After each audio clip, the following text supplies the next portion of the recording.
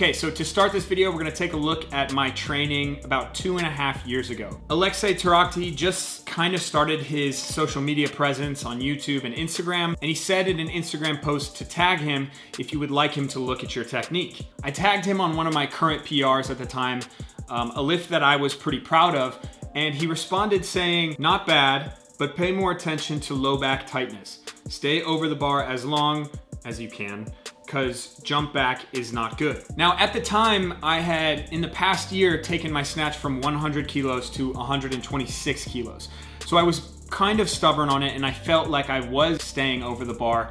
But as my technique developed, as I started coaching, I really realized what Aleksey was talking about. Staying over the bar is more of a metric. It determines how well you are keeping flat, equal pressure in the foot during the pull. It determines how good you are at using the legs to drive the bar vertically rather than pushing the hips into the bar to get the bar vertical. So anyways, let's look at why bringing your shoulders back too early is a bad thing, or better yet, why it happens. When learning the snatch and the clean and jerk, whether you're intermediate to beginner, beginners oftentimes lose force throughout the kinetic chain somewhere. So in this case, the kinetic chain is the ankle, knee, hip, shoulder, elbow, wrists, joints, all working in succession to produce the most force from the floor into the barbell. Knowing that beginners have a leak somewhere in their kinetic chain, you would think that this would cause more missed lifts. And eventually it will for some. You can actually get pretty far. So if you look at my video of myself from 2 years ago,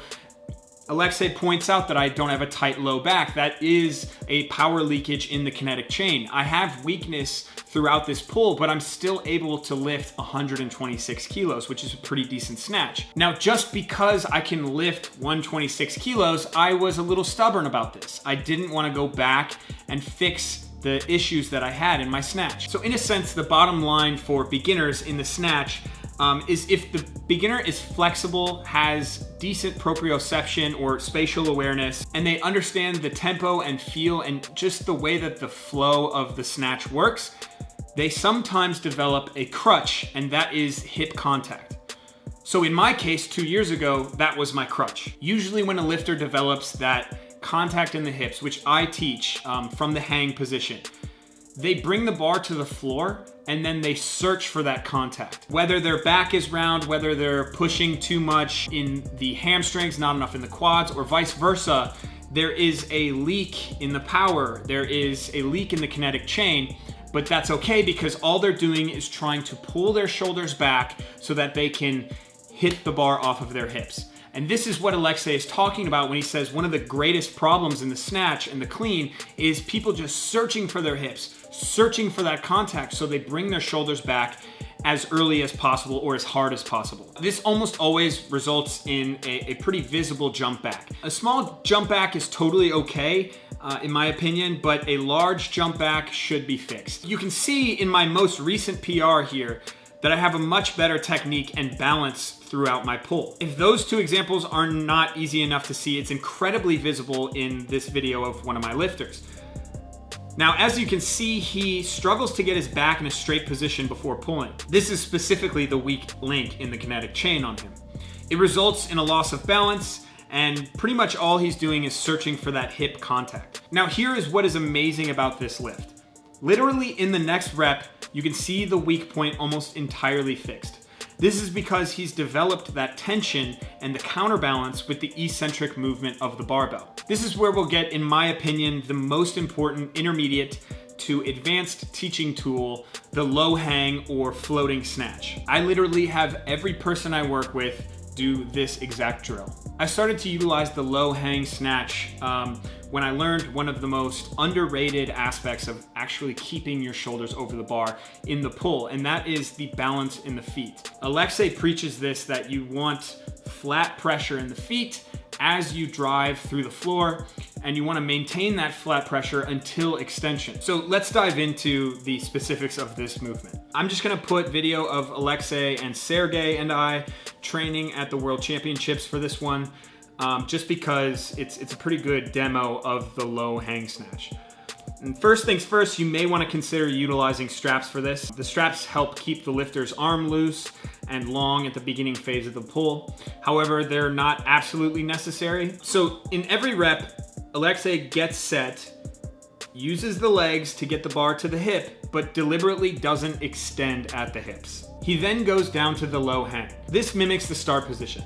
However, because the weight is hanging in his hands and his back is tight, he can just use the legs to drive under control until the extension. What is important here is the control he has over his back position. He sets the angle and he keeps his chest open. Then he drives with the legs long and extends with his hips, followed by an instantaneous flexion. So the next aspect to this is going to be the conversion into the actual snatch. Now, looking at the video before, this isn't the easiest thing to do.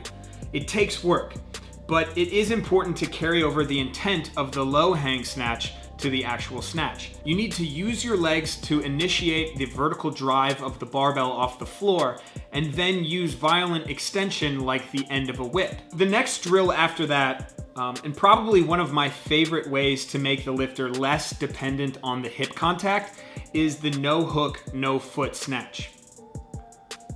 So essentially on this one, you're just not allowed to use a hook grip, and also your feet are not allowed to move from the pull to the catch. What's important here is that you widen out your base, because your pull position is usually going to be narrower than your catch position. Widen it out a little bit so it makes your catch more reasonable. The reason why this is so effective is that if you try a heavy snatch without a hook grip and you launch your hips into the bar, there's a chance that the bar will fly out of your hands, or you just won't make the lift. Also, by limiting the foot movement, you are adding a level of control with the way that you must drive the bar with the legs. Thinking about that last position until contact, you want to picture the bar as if you are doing a split jerk or a power jerk. Use your quads and use your knees to drive the bar vertically. All right, guys, that's all I got for you. A little announcement. I've got merch. I've got t-shirts and hoodies. They're super cool. Buy them if you think I'm cool and you like my channel and you think I deserve the money, you know, I don't know, if you think I'm a good guy. If you think that I'm a good guy, then maybe you should support me, okay? Because this isn't, I might need the money for some point. I might need that. I might need it. Come on, come on, come on, come on, now touch me, babe. Can't you see that I am not afraid? What was that promise that you made?